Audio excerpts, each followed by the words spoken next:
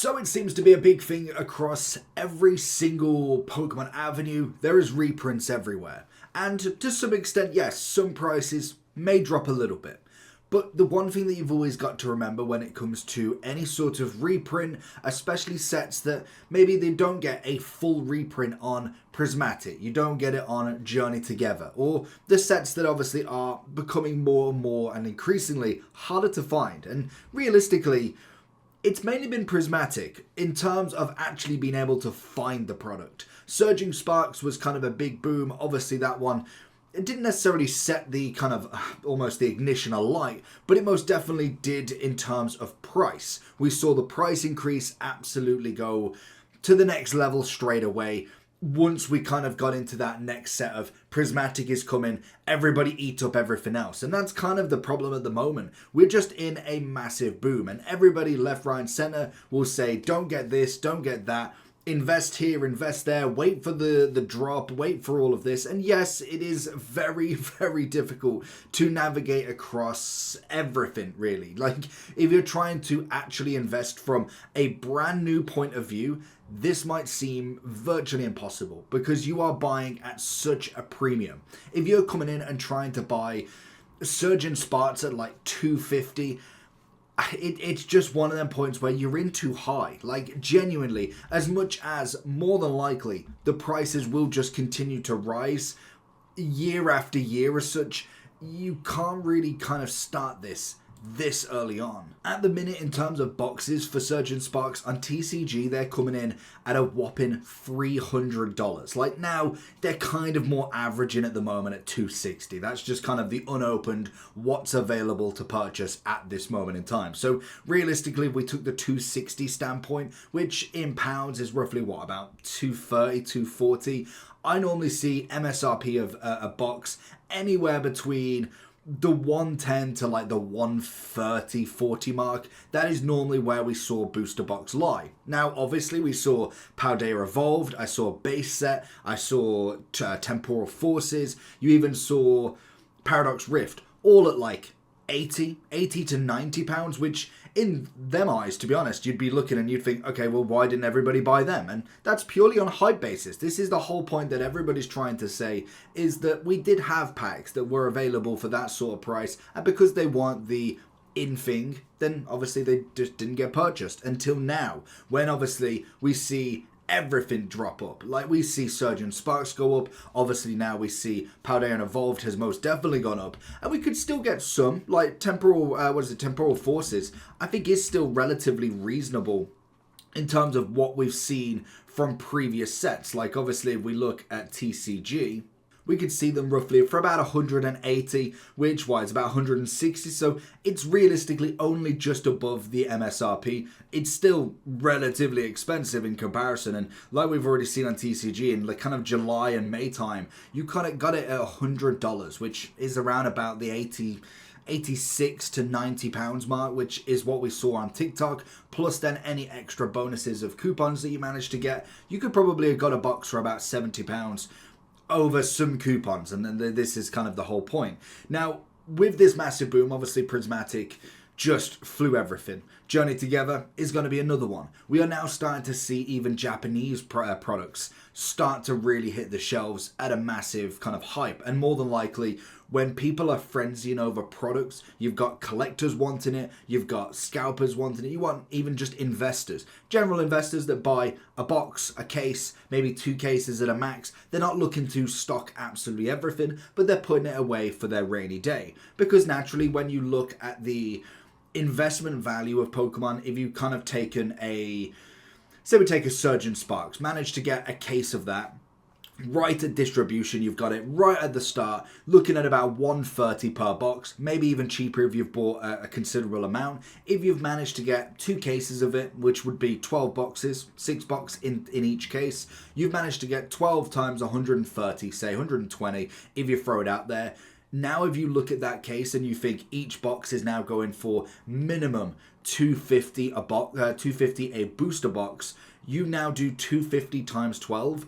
There is not a single investment portfolio that would get you that amount of a jump in that short amount of time, let alone these people wanting to hold these products for years upon years. When you look back at kind of not even necessarily vintage, but you look back at the X and Y days, you look at Sun and Moon, and look at some of it. And I think one perfect example is something like Steam Siege.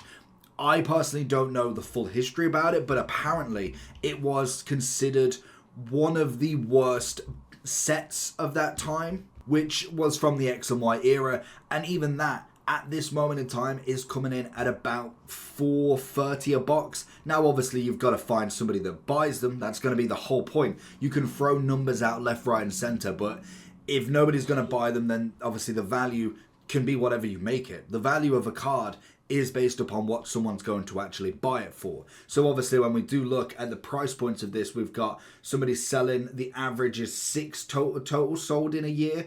That's going to be the snapshot of it. That's not a lot. You've got it sold on the 16th of the 3rd, 27th of the 2nd, 23rd, 19th and 2nd of the 2nd.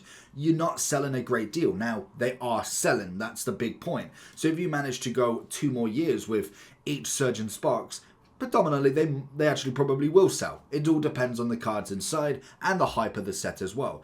It could be in a year's time, the hype dies down. That $250 a box that you've managed to get prior is going to go down a slight amount. Now, obviously, it probably won't go down in terms of under the 500 mark in a few years once the print run is completely gone.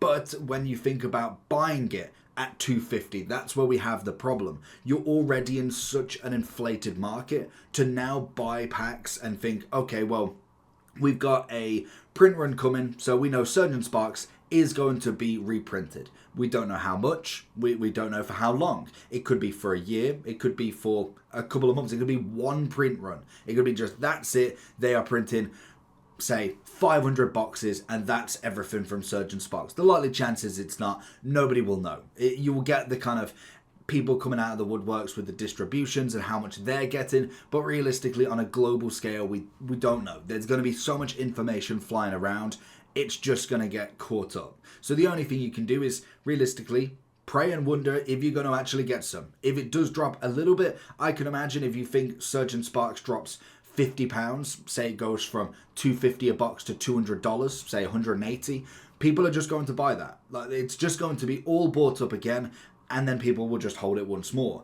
It'll be the temporal forces that you want to be looking at, maybe even the Paldea Evolved, where the sets are considerably cheaper compared to their counterparts. Like we say with Steam Siege, that is a perfect one to have a look at, because obviously it is considered one of the worst sets, yet their boxes still sell. So looking at the temporal forces on a basic basic investment would be there. It's more plausible to buy a box at the kind of near MSRP, even if you're buying it, say it's 180 right now. If you're buying it at 160, 150, it's closer to MSRP. There is very few booster boxes in general from the whole of the entire TCG that has necessarily lost money in years, months, a few years later on down the line. You more than likely will get at some point a demand back for it. There is so much hype. The only chance that you have a booster box not necessarily making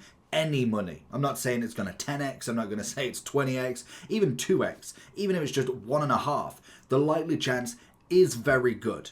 The hype of the actual product, the hype of the actual company is far greater than anybody could ever have imagined going back to 1994. It's just completely unplausible that a set in 20, 30 years' times would still be bringing products out and new sets month after month from Japanese, Korean, English, French, German, and still making very, very much a lucrative product that is so hyped up.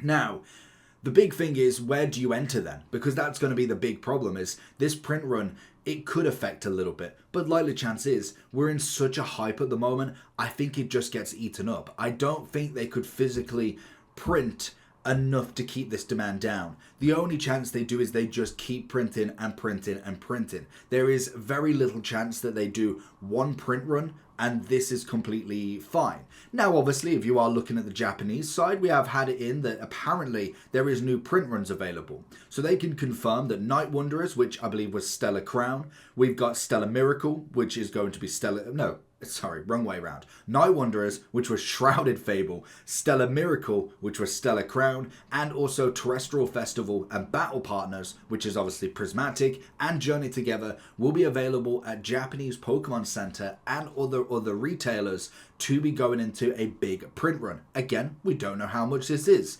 but obviously when we look at this, based on recent pre-order listings in April, there will also be a new restock of Paradise Dragonair and also Supercharged Breaker or Super Electric Breaker on that was released in October 18.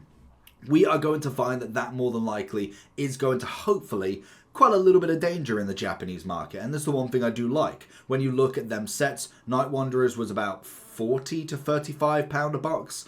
Stellar Crown, very similar. You got Terrestrial Festival that was coming in at about 70 to 80, give or take what you could find. And then Battle Partners, I believe, was around the same. When it comes to Heat Wave Arena, it's only just come out, so that I think at the moment you could get between £90 to £100, which obviously is considerably expensive, but it's only come out this week. And then the Super Electric Breaker and Paradise Dragonair, that was kind of around the 60 to 70. Obviously the Super Electric Breaker coming in slightly more expensive because of the Pikachu.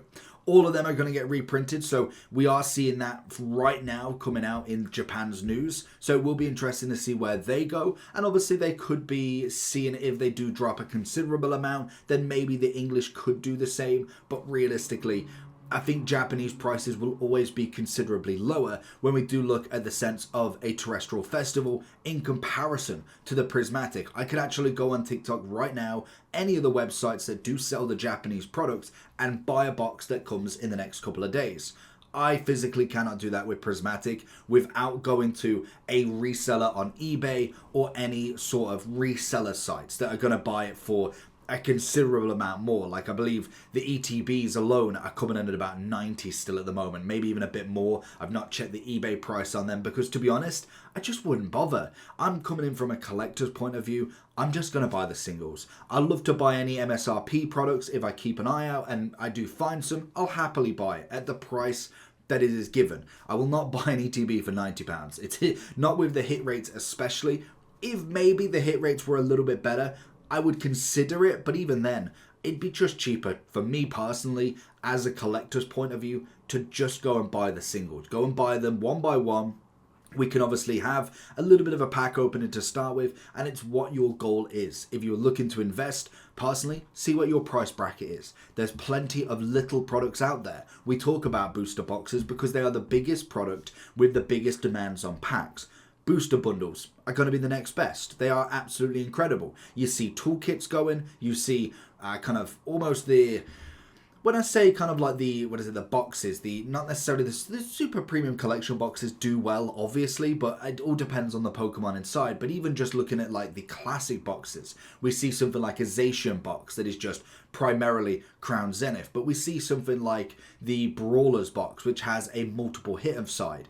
It may not be the box itself that does well, but the packs inside could be quite decent. I personally had a box of Shrouded Fable, the Greninja box. The packs itself are doing okay. I mean, they're not necessarily crazy, which we knew from this set wasn't going to be nuts, but the Greninja promo itself is doing pretty well. It's not a bad card, so you've kind of got to see what's in these products as well if you are looking to invest. Start off small. If you're spending £10 a week, a month, £10 every other week, you can obviously start small, buying single packs, buying just a little bit here and there if you are looking to keep an investment. One thing that you're not going to do, and it's very difficult to do regardless, is double your money instantly. Yes, you can go to the launches of a Prismatic ETB and manage to pick up one, and you could go and double that right now, but you can only buy one at a time. So realistically, unless, like I've seen before, you've got friends that don't really care about Pokemon and you're willing to give them X amount to be able to keep buying more, you'll kind of then go from having one to having 2, 3, 4, that you can double your money. That is kind of what we call scalping. So personally, I don't really like that. I'm more about kind of keeping the inventory as a sealed product collector. Yes, you are in the aim to make money, which is absolutely fine. That has been going on since Pokemon existed, hence why we have vintage boxes being able to be sold now. The whole whole point is that you're not looking to just make a quick buck. That, I think, is the biggest problem with this. When you see people fighting and they're just trying to grab as many products as possible, they'll just go into a store and grab everything. And then the problem is they're not necessarily even opening anything or keeping it sealed for X amount of time. They are instantly trying to sell it. And that, for me, is just where the hobby is. The whole point of it is opening. It's why I don't have a massive inventory of sealed products. I can't keep it sealed. But in terms of the print run, it will be an interesting one to see where the kind of ups and downs go. And to be honest, if you are looking at these massive products of Prismatic, Journey Together, we will see in a couple, well, in a week or such, week and a little bit, to be able to see where that does go, if there is more products on stores, and I'll kind of keep updated as we go through it. But for right now, personally, look at your budget and go for the smaller stuff first. Don't think of buying a £200 Surgeon Sparks, a £200 booster bundle set for Prismatic in the hope that it goes up if this is your starting requirement. Because obviously if you do start this investment and it does burn, it's going to definitely sting a lot more than maybe just trying a little bit on the kind of more safer side. But let me know what you've got, if you've got any plans for the TCG in the future. Destined Rivals, we should be getting some big news on that in the next few days, so I'll keep up to date with that, and I'll catch you all for the next one. Peace.